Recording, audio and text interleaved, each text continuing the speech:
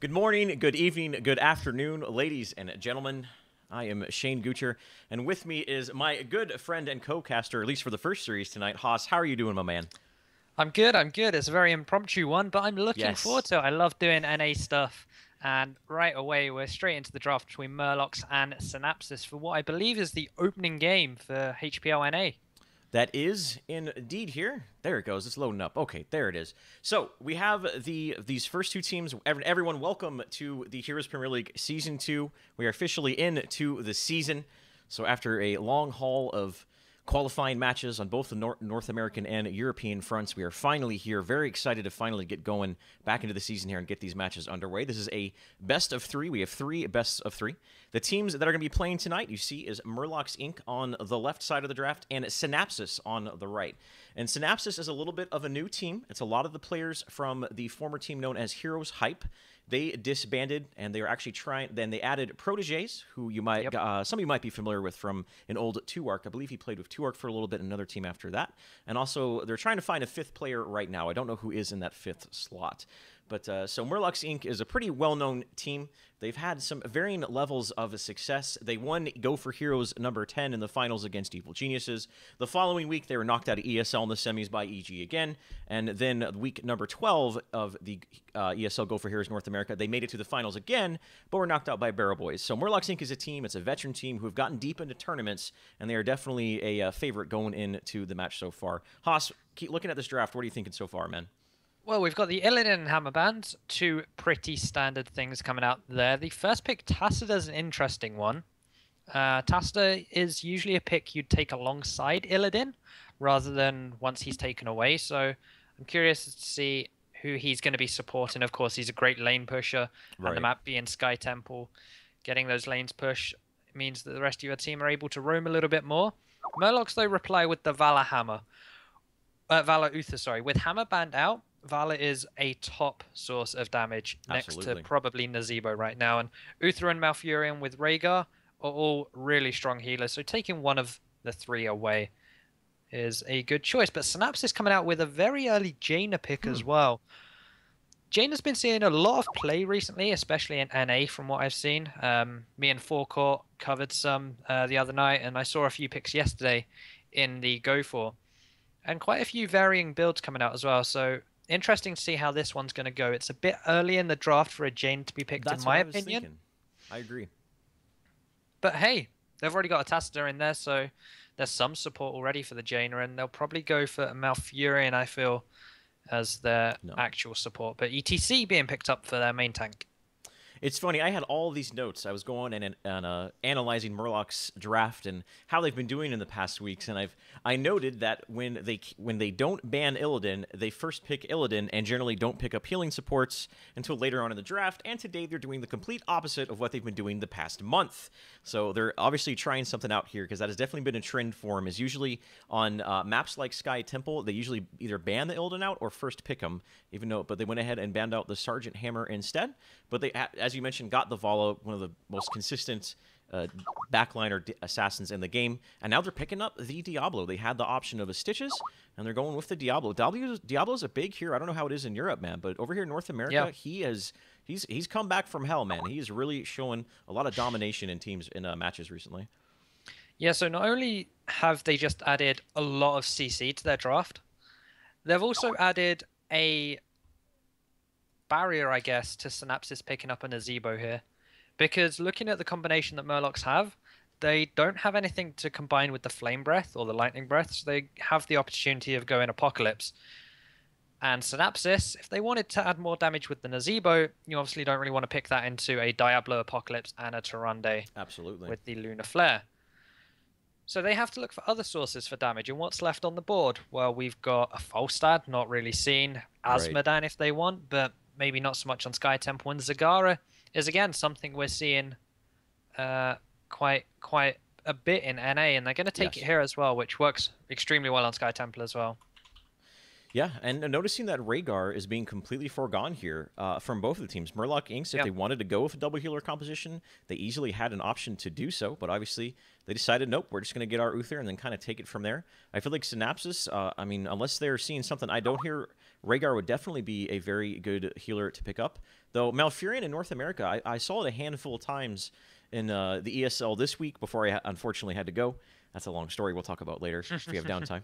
And in the Community Cup, that teams were picking Malfurion over Rhaegar, at least in the solo heal position. A lot of teams seem to favor Malfurion over Rhaegar, while if they're running a double healer composition, then they'll pick up Rhaegar as one of their first supports. So we're going to see what Synapsis does here, if maybe they want to go with the solo Rhaegar or more comfortable with the Malfurion. They are a relatively new team.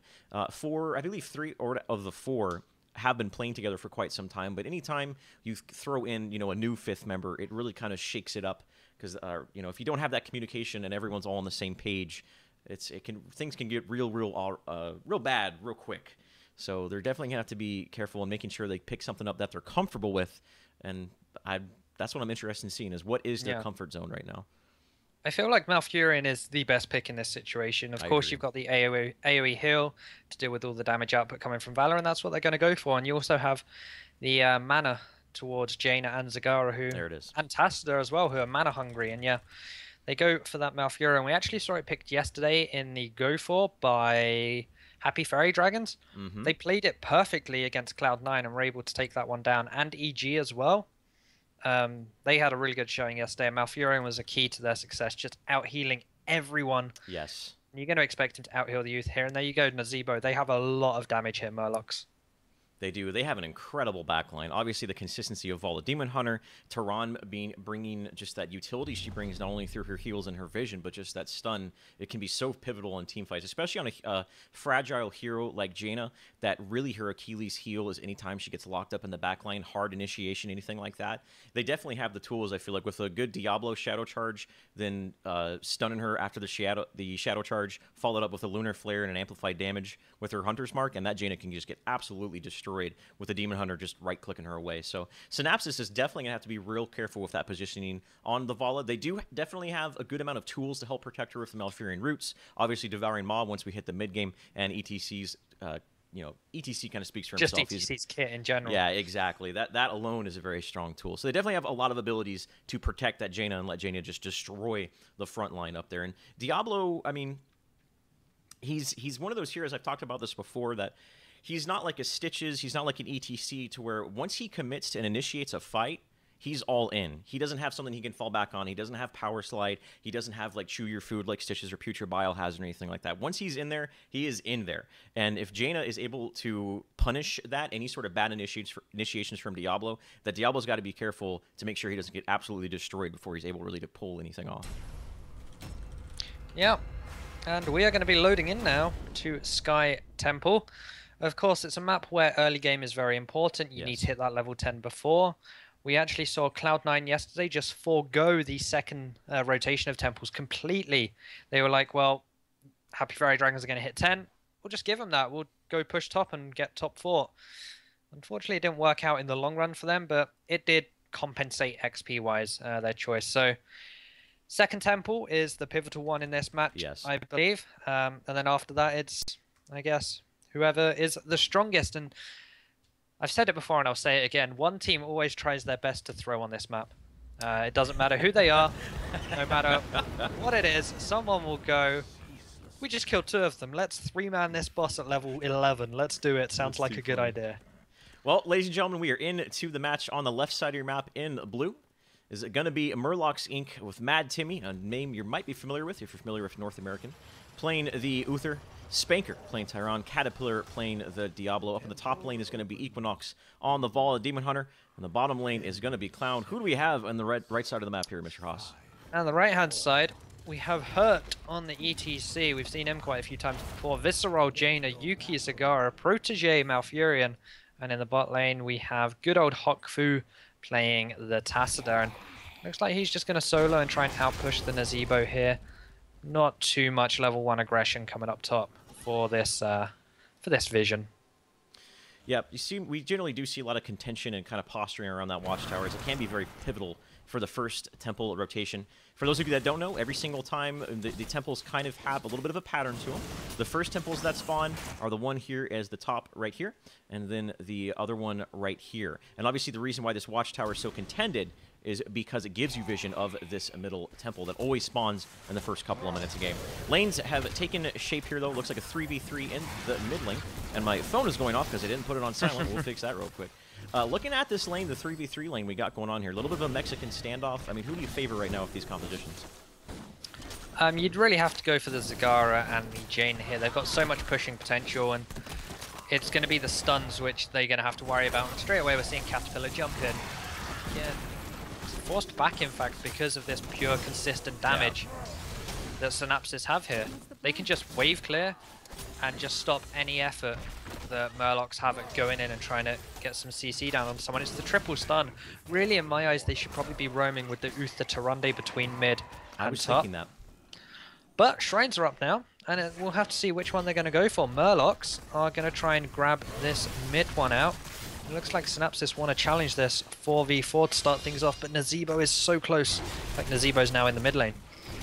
All right, so right now Murlocs has to be careful because they are missing soak. They are not soaking at all. They have a 5-man commit to this mid temple. They have to do something with it because if not, they're going to get way behind on soak.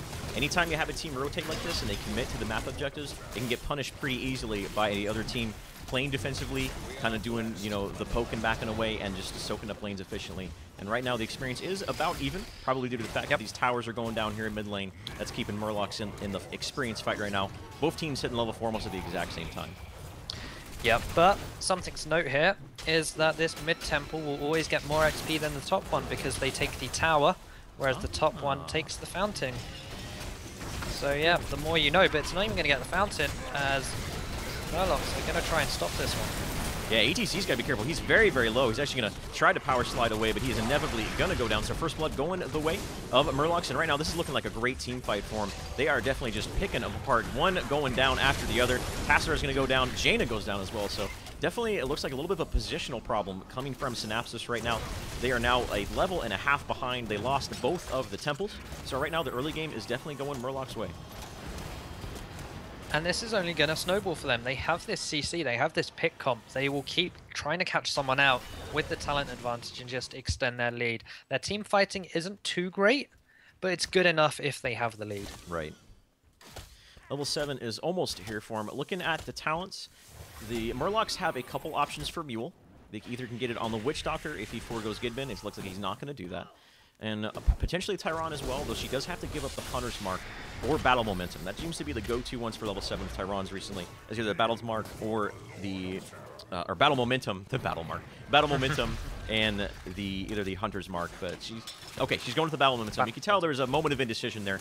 They're going, you know what? We feel comfortable right now. We're ahead. Let's just go ahead and try to continue to snowball this advantage we have. Not get too defensive with our talent choices, picking up the Battle Momentum over the Mule.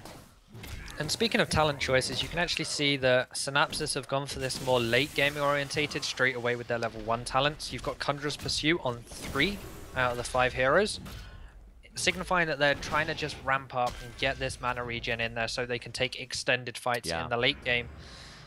Protege having to back away from that one, gets taken down a little bit by the poke from Valor. They are able to secure both their easy and their hard camp. In fact, both teams more or less mirroring each other there. And it's strange that they're still having this 3-man standoff in the mid lane when the next temple is bot and it's going to be up in about a minute or so, I believe. So they're going to need to rotate down soon enough, and Diablo is going to start that trend. And looks like he actually wants to go behind Hokfu here.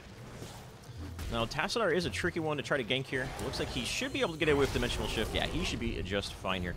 I'm surprised these teams aren't in a better position for this bottom temple. Maybe none of them really feel comfortable fighting in that very small choke point that is right here. I mean, because that is a very sticky situation to be put in if you get caught in a position in that whatsoever. But it looks like right now Murlocs definitely is in the better position. They're already on top of the tower, while Synapsis is committing a little bit more to a 4-man push in the mid lane.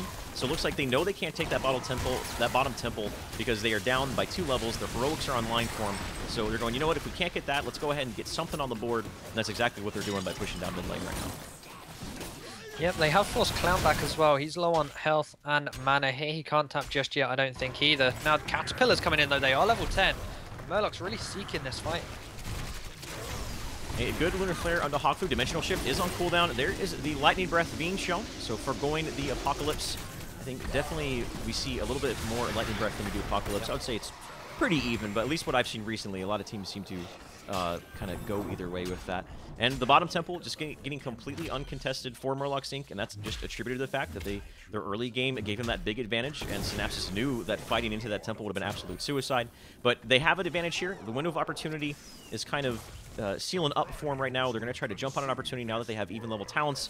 Maybe try to get a gank here down on Mad Timmy as they're rotating hard down here. And they just got to make sure they don't lose another team fight, because the worst thing that can happen to them is if they're down a talent and Murlocs Inc gets level 13 by the next temple phase. Yep, so they're just trying to keep in line with XP right now. They've gone for a 4-man push down bot, but Murlocs gonna go for the 4-man mid, and this is gonna work out a lot better in their favor. They're gonna 100% get this fort, but it's a case of can they get down bot in time to stop their fort. In fact, it looks like Synapsis is just gonna back away from this bot lane. Yeah. So don't forget, ladies and gentlemen, anytime you lose structures on this map, it's a really constricting factor, because every time, the less structures you have, the closer the enemy team is until the map objective starts wailing at your core. And when you're in a situation when you're down 3 keeps, and it's an easy position for the enemy team to win, simply by just going, dodging team fights, kind of like Blackheart's Bay. They don't have to fully commit to anything else on the map except the objective, and it's a very hard position to be on. So it's a very important and vital thing to not only defend your objectives accordingly, but also to make sure you're pushing as well, so that way when you do get the map objectives, when you do get a window of opportunity, that opportunity actually translates into something on the map. And we're actually seeing a chase here into the enemy's jungle. Clown is going to take some damage, but most of it goes back onto Protege. Yuki aggro in the boss is not what you want to do there, sir. Yes. That's probably going to back away. Call this, the horns of retreat going right now. So the next temple phase is up in 10 seconds. This is the polar phase, as I like to call it. We have 2 temples. One is up in the absolute south, and one is up in the absolute north. This is generally a moment where teams really don't fully commit to try to getting both at the same time, just because the distance of them are so large and vast that teams really don't feel they can separate, unless they're doing some sort of global strat with like a Bright Wing ETC, something like that. Caterpillar's that guy. Yep. He's aggroed the boss. He's like 13 to 12, 5v5. We can boss. They're actually taking it pretty quickly though. ETC does have the stage dive. They could come in here. The factor in their favor is they have 13 over 12, but Mad Timmy going very low. Yeah, a good initiation from the ETC. Mad Timmy already going down, but he is going to be able to get a Divine Storm off with the Ghost if he chooses to do so. There's a Maw in the backline, but right now Synapsis is falling apart. 3 already down, 4 going down, and that's going to be a full handful from Murlocs Inc. Easy cleanup for him right there. Only losing their Uther in the start of that fight. Initially, the Uther was the first one to go down, but that didn't do much of anything as they just got absolutely turned around on. And now Murlocs Inc. is in a great opportunity to continue this bottom lane push with the boss. They're able to get out of that team fight. They're going to get the South Temple. They're going to get the North Temple. And once again, it's just a good early game translating into a good mid game, getting all the map objectives, and they are in a great position right now. Yep, they have 1 Siege Golem down here as well. They're 100% going to get a wall. The boss is going to go for the wrong tower here, but he should still get at least one of the 2. Oh, is he going to get it? Yeah, he actually gets both. So that's very nice. For Murlocs, they're just extending their XP lead, and of course, as you said, they're exhausting both temples now. Diablo still battling down bot. They're able to get one of the towers in front of the top keep. Mid keep is still looking very nice though. And that bottom keep has taken some damage. Hard camps are up. Both teams taking those away. No aggression going out towards the other. Of course, Synapsis right now can't afford to. They are 3 levels behind, 1 talent behind. And the talents are pretty standard. The only interesting one, I guess, is the imposing presence on Uther over the hardened focus. But I guess Gara, Tacita, they auto attack quite a bit. They do some damage with them. I guess it kind of makes sense. Yeah, it's not like he's facing a Tychus or an auto-attack ball or anything like that, but I can definitely see the value in it. I mean, usually the hardened focus is a really good talent when you're ahead, but it looks like they know that they're ahead. That's not something... They're more afraid of maybe, him getting blown up, because that is what happened in that team fight. Mad Timmy got absolutely destroyed in the first part of that team fight. Thankfully, he was an Uther, so he was able to use some of his kit before his Ghost expired, lay down a Divine Storm, get a couple kills out. So if you're going to lose someone early in a team fight, the best person to be is an Uther. So that's one of the reasons why they were able to turn this around. Now they're lightly sieging this mid lane. A good Lunar Flare on 2, no follow-up though. think that was just kind of random flare right there, happened to pick off 2 people. This is just a slow siege right now. They're not going to overcommit here. This is kind of a just conservative play because they know they're ahead. ETC is doing what he should be doing, and that's soaking up here in the top lane, pushing with the bruiser camp. Stage dive is up, so anytime that Synapsis wants to commit to a team fight, ETC can just go in there with the stage dive, initiate with it, and at the same time, he can continue to split push top lane and try to make up some of this experience discrepancy that they're in right now. And that's all Synapsis can really do right now. Yeah. They may not even have the luxury of their easy camp, as the blue side of Murlocs look to take this one away, but it looks like they're just going to back away from this and say, you can have it, we don't really want to fight you right now, we're happy with this 2-level lead, we're going to play things safe, don't want to throw. And the next temples are up in just above 20 seconds. Mid and bot are going to be the targets. Now, with that bottom lane being exposed from the boss that they were picked up earlier, you can tell Murlocs has definitely put a lot of focus into it. They're gonna go, okay, we'll forego the middle one, forego the middle temple that just spawned. We're gonna get these siege ogres. We're going to rotate down to bottom lane. We're gonna contest this bottom temple if there's any contention whatsoever, because they know the bottom lane is open to those siege ogres pushing it down. So that makes Synapsis have to defend that, because a keep going down is just not any position you want to be in, and that's exactly what they're going to do. So they're really playing to the map objectives. They're forcing Synapsis to make rotations they don't want to make, but they have no choice in the matter, and they are rotating accordingly. Yep, and with this 2-level lead, they can just do so, as we actually see the sprint coming out from Uther. The stage dive's going to come in as well. A good sprint. He put on his Nikes, went ahead and Divine Storm, and Zagara is out of the fight. No mom, no nothing. This is already a 4v5. ETC did use stage dive, but right now he's sitting in the middle of a Ravenous Spirit. That Ghost is tearing him up. He was able to interrupt, but the damage has been done. The frontliner is down. Zagara is down as well. Archon on cooldown, and this is not looking good for Synapsis whatsoever. Equinox getting a little low. He's definitely have to back away. Hawkfu's Dimensional Shift is on cooldown now. His other cooldown is going to be on cooldown as well. Whatever that level that talent is. I always forget what it's called. What? There it is. No, it is Prescience. Yeah, prescience. Is it prescience or prescience? I don't know if Forkor pronounced it prescience, but I'd always just go prescience. So one thing to note, Synapsis never got this temple in the mid lane. Maybe they had to commit so many resources to cleaning up those siege ogres and trying to contest the bottom lane that never really went contented. They have to be careful here. This is still a 4v5. They are down their frontliner, and Ajana needs his frontliner to do anything. Diablo exploiting that fact, using a shadow charge in there, and once again, an easy kill going on Ajana. Devour Mob goes down. I feel like it's just kind of a waste of a cooldown there. Matt Timmy's just going to heal himself up, cleanse himself out of those roots. Once again, Murlocs are just, they're hitting their stride and continuing to play across the map and going to get themselves a good victory here if this continues for them. Yeah, they are. It's been a pretty standard game from them. Now with a 3-level lead, their heroics are coming back off of cooldown. Of course, Synapsis still having trouble with those. We've got 15 seconds on Archon, 10 on Tranquility. Yep. So right now, Murlocs can easily take a fight and come out as the victors, and they know this, so they're going to take away this bruiser camp, and there's nothing Synapsis can do about this. They're just trapped in their base, and this is one of the problems with Sky Temple you face if you get behind. We're a mere 14 minutes in now. The next shrines are going to be spawning at around 15 minutes-ish, and Synapsis won't be able to leave their base and contest. They'll feel like they have to, but they just won't be able to. They won't be able to take the fight. I wouldn't be surprised if Murlocs look towards to take the boss before the temples spawn. So then there's the 2-pronged attack. It's either, do we go boss, do we defend the boss and stop it attacking our core, or do we try and defend the temples and let the boss end? It's a sticky situation to be in. It's kind of the same effect that you have with Blackheart's base. Sage dive coming in here into the backlines. Diablo immediately interrupted. Starfall is on there. Proteges is sitting in the middle of it, having to pop Tranquility. Might be a little too late. Divine Storm is used on him. He does have the Ice Block, though. That's going to keep him up for a little bit longer. However, ETC looks like he's going to get out of gas and get lit up with Caterpillar's Dragon Breath right there. Hawkfu has got to be careful. A good Lunar Flare actually dodged by Dimensional Shift. Quick reaction time coming out of Hawkfu right there. Right now, this is a 5v4. They are continuing to slowly siege this top keep.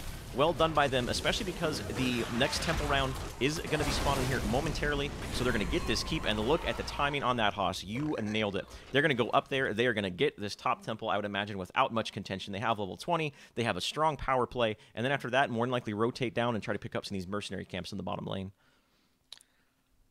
This is going straight to the keep. Straight to the core, sorry. Yep. 3-level difference. This is what I was on about. Synapsis physically can't fight this. They are 4 versus 5. That's a very nice more, it has to be said, but 4 versus 5 against level 20 heroics. Oh.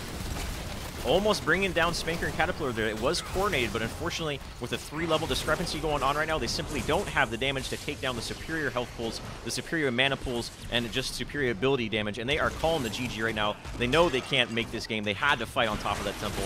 Temple's going to just go ahead and laser down their core with the push coming in from the top lane of Murlocs. They know this game is theirs. Well played by them, but don't forget, ladies and gentlemen, these are best of 3s. These are not best of 1s. If you've been watching a lot of ESL Go for Heroes or Community Cup, this is going to go to a best of 3 if Synapsis is able to clean themselves up, get themselves off of the ground, and get a better performance in the next match. But a very well-deserved win by Murlocs Inc. They're showing why they have been, performing real well in the tournaments as of recent. Haas, where'd you go? Where'd you go? There you were. There's your beautiful face.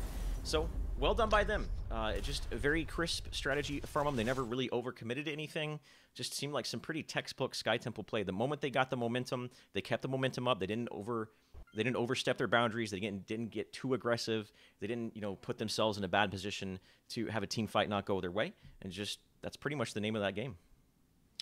Yeah, I feel like Murlocs Inc., their early game was far superior to Synapsis. They had the rotations, they had the CC, they had the gank ability. They may not have used it to its fullest, but it was certainly there. And they used it enough to put Synapsis on the back foot early on and just keep them there throughout the game. So really nice start there from Murlocs. They get the first win on the board. They now just need to make it one more, and they will take this series 2-0, but Synapsis really need to improve.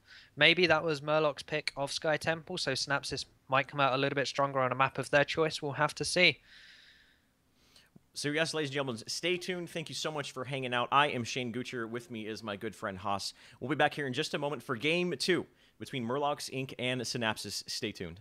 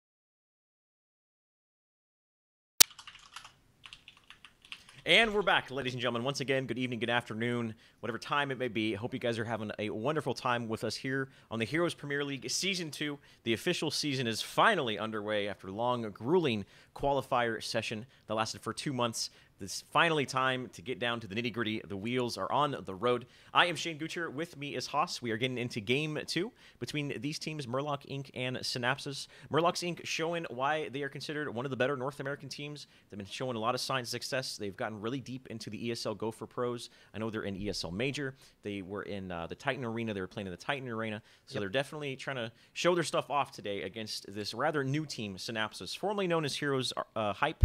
Unfortunately, they disbanded, had a little bit of a roster change, and looks like they just haven't hit their stride quite yet. What are you thinking for the next game here, Toss? Let me see what we're gonna do. We are playing on Cursed Hollow. There it is. So I wouldn't say they weak draft. I'd say they just played their draft a little bit lackluster, if that's a word. Yeah. They left it with a little bit more to be desired. And this time Murlocs have the first ban with first pick. Last time they banned Hammer, they're doing exactly the same this time. But what does Synapsis do now? They banned Illidan last time. They could, in theory, leave it open, risk Murlocs taking it, and then just maybe take away Rhaegar Tassadar or something like that. We saw they actually liked playing Tassadar. Hokfu played it last game. In fact, they first picked it. But then they risk giving away Vala. There's a lot of options here to ban. They could go for an ETC. They could go for a Diablo ban. It's not unheard of. Yeah. And a Zebo ban maybe. There's a lot of options for them, and they know this, and that's why they're taking their time. Well, I can tell you, looking over Murlocs drafts recently, they put a lot of priority on to Illidan, even more so than a lot of teams. I was noticing that if they would just either ban him out on some maps, specifically maps like Sky Temple or Haunted Mines, and if they have first pick, they will almost first pick him 100% of the time. They have been drafting a little differently than what I've been seeing from them the past month. I really haven't seen that many hammer bans coming out of them. Maybe in scrims, you know, they were playing against some hammer strats they were having a hard time with. And so, yeah, they're definitely adjusting their drafting style here, at least from what they've been doing, what they've been trending the past couple of weeks. So they're banning out the hammer, and then the first pick Vala, which I think is a very, overall a very good and consistent pickup for your first pick.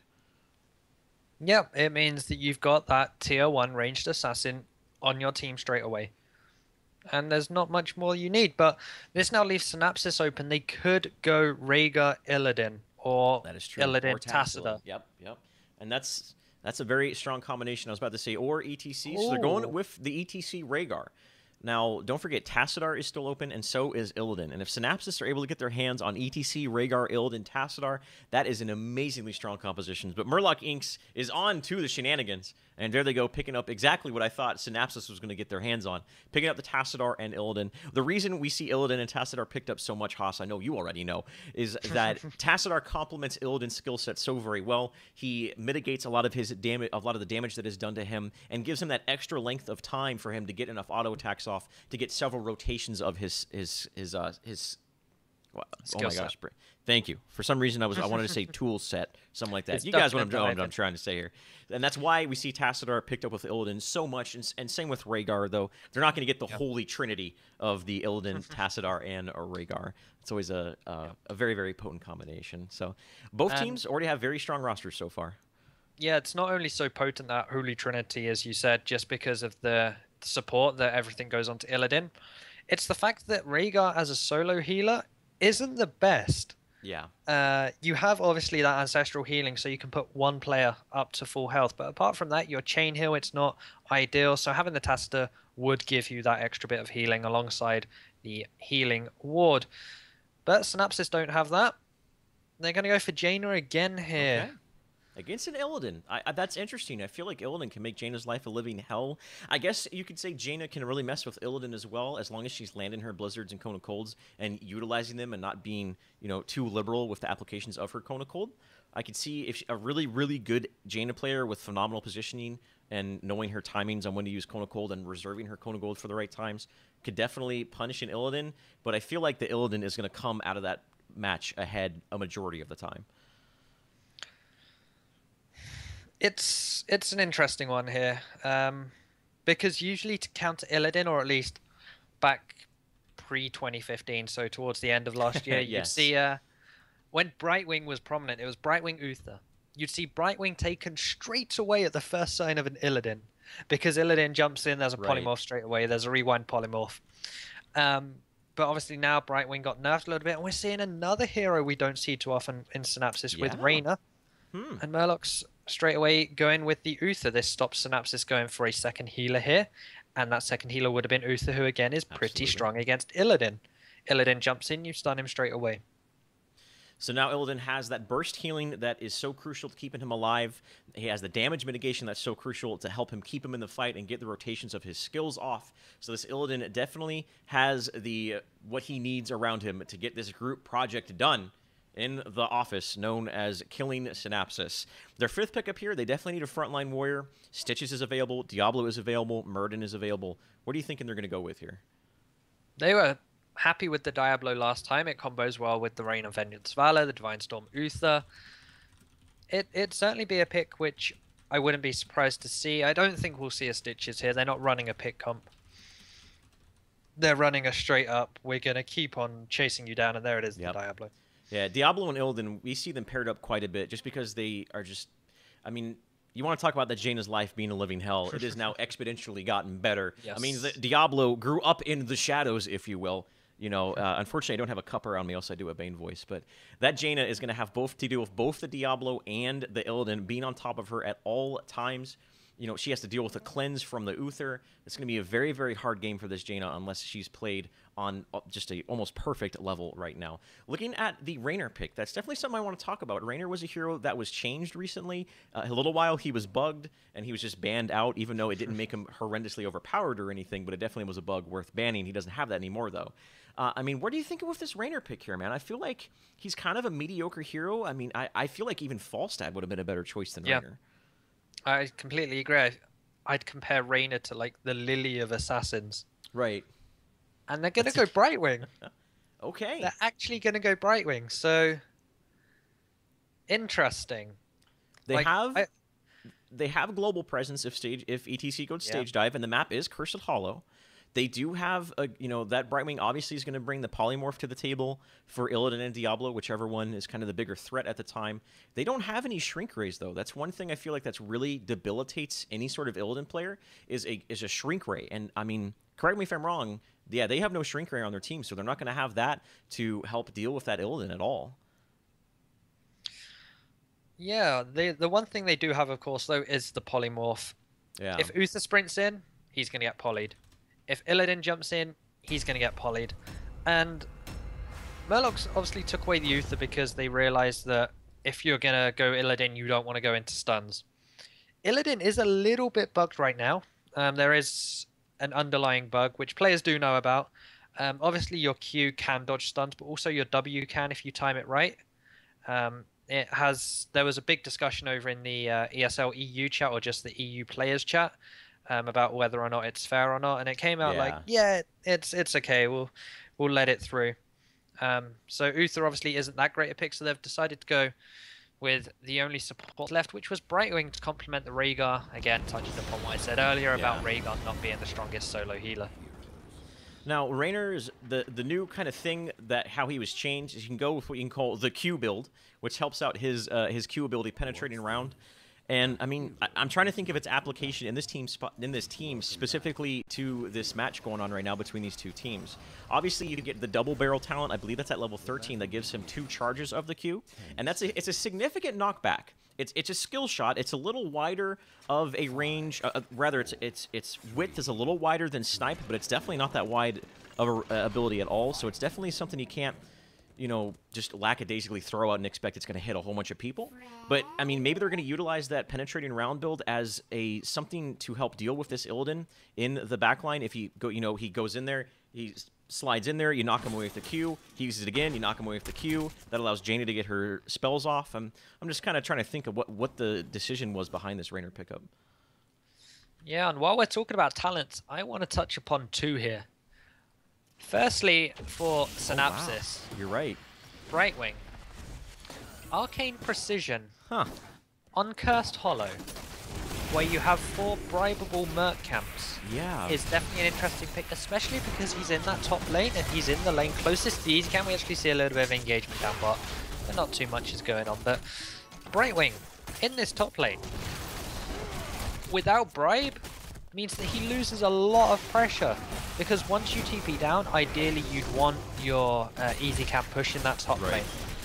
But they don't have that luxury. And the other one I wanted to touch upon is the Illidan going Regen Master. So alongside the Tassadar and Uther, they have this really strong scaling late game. And that's exactly what they did last game. They definitely have a trend of wanting to pick up those late game talents. They feel like that they have maybe a stronger late game, or just feel like that their early game can be so good that we don't have to get these early game talents to get ourselves an advantage. We can just build into late game talents and deal with the weakness anyways, and just secure our late game advantage through the choices that they're making so far. So definitely interesting, but the good old Mexican standoff in the bottom lane that seems to happen all the time. It seems like teams just love to go bottom lane. They just, you know what, let's just go bottom lane, 3v3, no problem. Well, you have the 50% chance, the good old RNG of the Tribute being in this bottom lane position. Yes. Most teams are more than happy to take that risk. Of course, they've got Brightwing in the top lane, have Synapsis, so they've got that pressure. And right away, Murlocs, with the help of a Tassadar shield, Clown is going to take away this easy camp.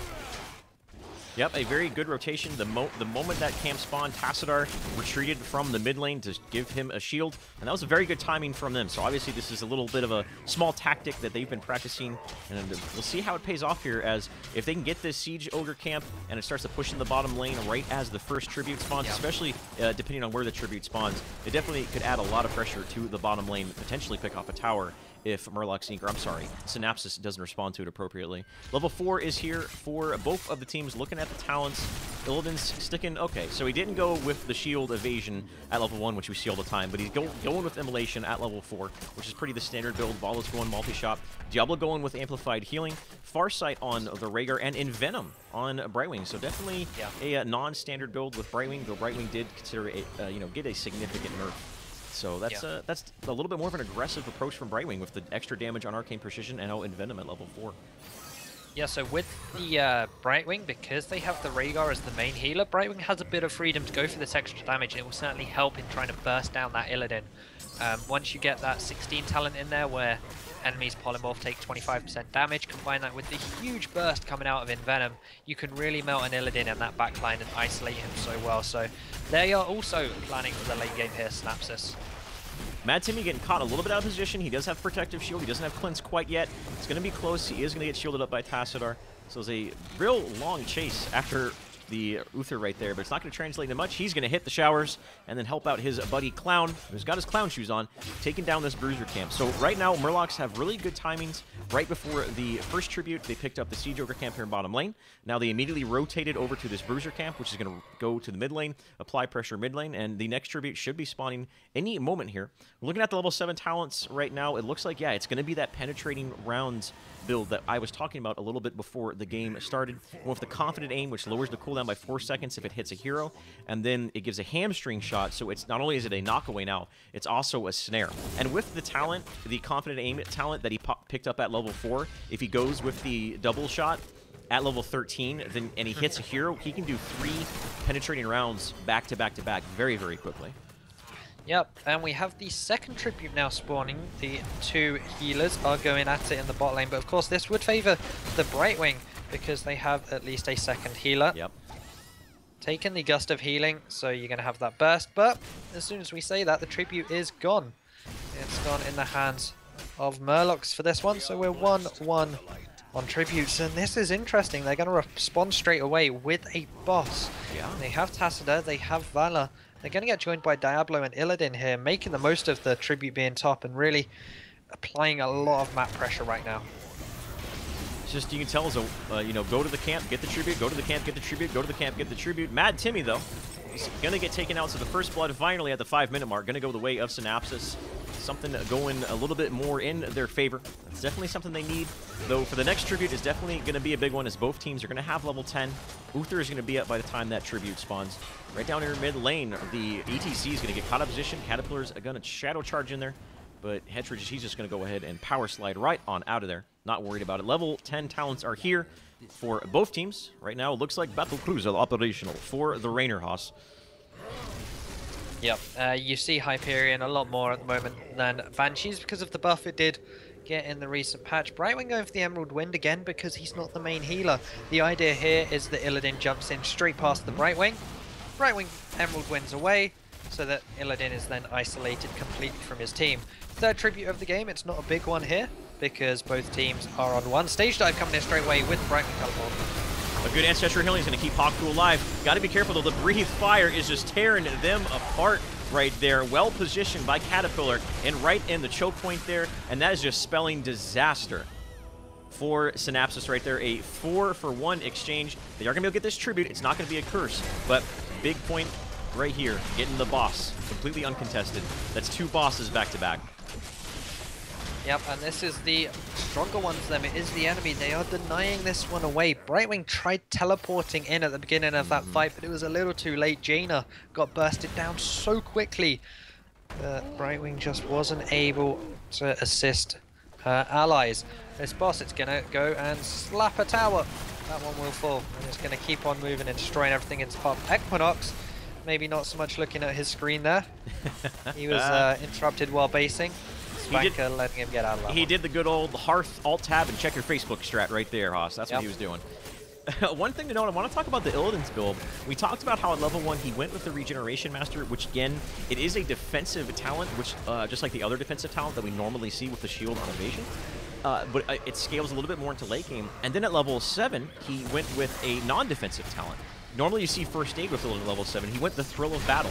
Normally something that we don't see. So an interesting talent build coming out of him right now. Ancestral Healing already having to be used in this team fight. So a lot of big abilities being used here. Illidan does go down, and that is a big deal. They're down there. Illidan, a good Divine Storm. It looks like it was just a panic Divine Storm because Mad Timmy is getting chased down. Thankfully, level 13 is here. Diablo getting taken down in the bottom, though. Looks like the Jaina was able to pick him off here. ETC did stage dive in the backline. A good stage dive right there. That is going to secure the kill onto Spanker. And it looks like Synapsis is finally getting themselves into this match, and they are looking pretty good after that team fight right there. The next tribute is going to be a big one, though, because it's a curse for either one of these teams. Yeah, the next one is going to decide it. Who is going to get cursed?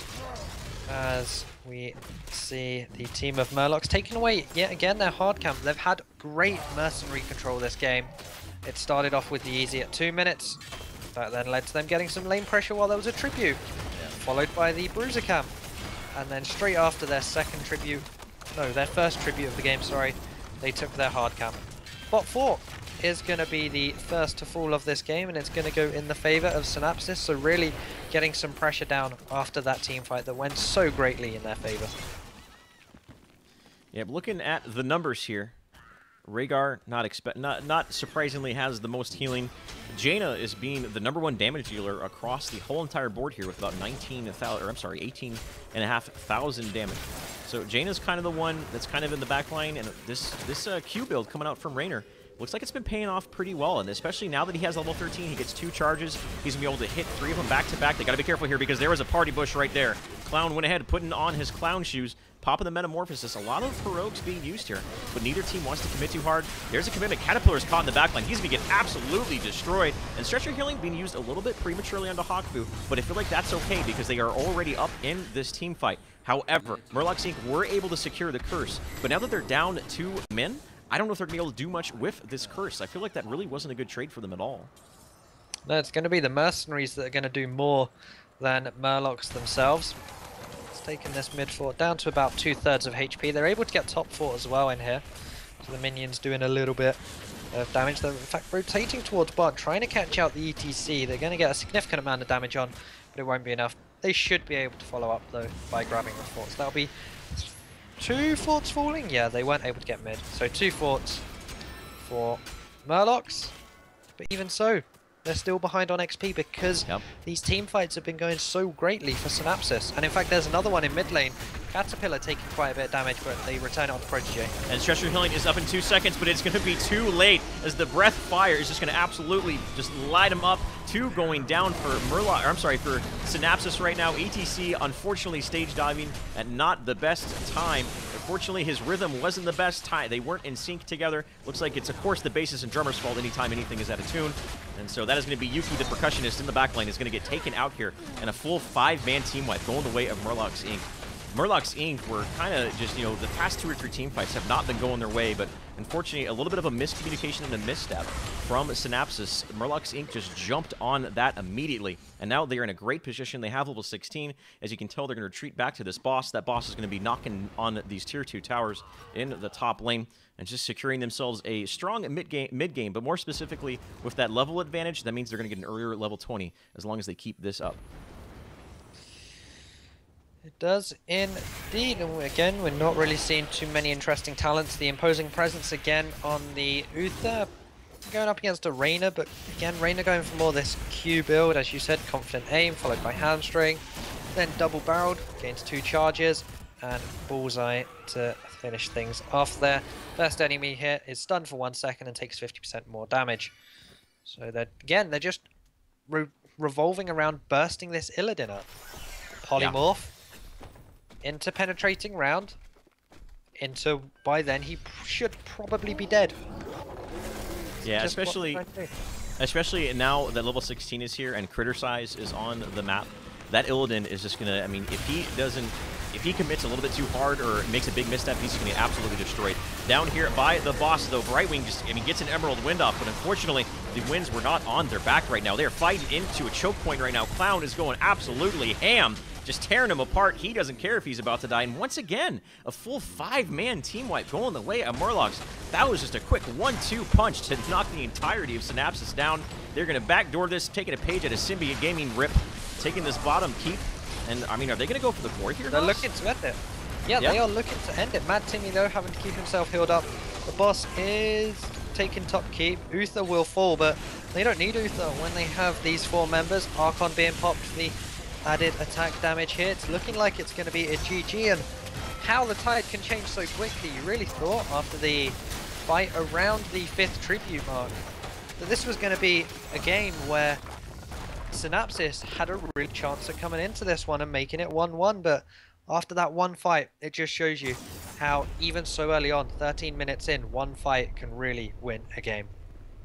So Murlocs Inc., they were on the back foot for the good first 5 to 10 minutes of that match. Synapsis was looking a little bit more fluid in the team fights, but the moment they hit those level 16 talents, they just absolutely, I mean, both of those last team fights, man, it was a full 5-man wipe, 5-0 ace. And in the team fights, were just in a matter of seconds. The positioning from Synapsis just wasn't there. They were fighting in those choke points and were just getting absolutely torn up. Metamorphosis on top of a breath fire just absolutely destroyed them. So, well done to Murlocs Inc. They are going to take the easy 2-0, sweeping up Synapsis. But don't worry, Synapsis still has plenty of opportunities. This is a long season we got going, guys. This is going to go all the way until the May. So this isn't a sprint. It is definitely more of a cross-country pace we got going right now here, Haas. And thank you so much for hanging out with me, man. It's always a pleasure to cast with you.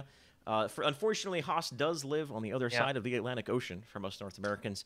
So he does have to go to sleep, as he's a very busy man and has more important things to do in the morning. So thank you for hanging out with me, man. Any final thoughts you want to say before you go? It's great as always to be here. I really do enjoy casting NA. I've put so much time into doing it just in the past 3 days. As I said, really enjoy it. And it was unfortunate this game was a 2-0. But Synapsis, they've got a good, I think, 10 weeks. It might be a little bit less than that. Just about, yeah. Yeah, to get themselves back up. As you said, they're a reasonably new team, so they've got a lot of time to improve and iron out their kinks and get in here and really enforce themselves upon this NA HPL. Again, thanks for having me on. It's great being here. If anyone wants to follow me, it's Hosselot on Twitter, HOSSELOTE. And yeah, I shall see you whenever I hop over across the pond virtually for the next time. Thank you, Haas. So right now, Murlocs Inc. showing off. They have a little bit more experience, a little bit more class in this best of 3 over Synapsis. Synapsis, though, of course, anytime you have a new team with a new roster, obviously they're not all going to be on point. Unfortunately, they still got to get a little bit more of that synergy down with them, but we will be seeing them again very, very soon. Best of luck to them deeper into this tournament. Once again, guys, I'm Shane Gucher. Haas, thank you so much for hanging out with me. We're going to have a surprise co-caster coming up here when we come back, guys. Stay tuned. We're going to take a small break. The next match we are going to have here is going to be the actions per minute, formerly RGE. It's going to be actions per minute versus the Brazilian team of FKC of Vultures. So stay tuned, guys. We'll be back in just a moment.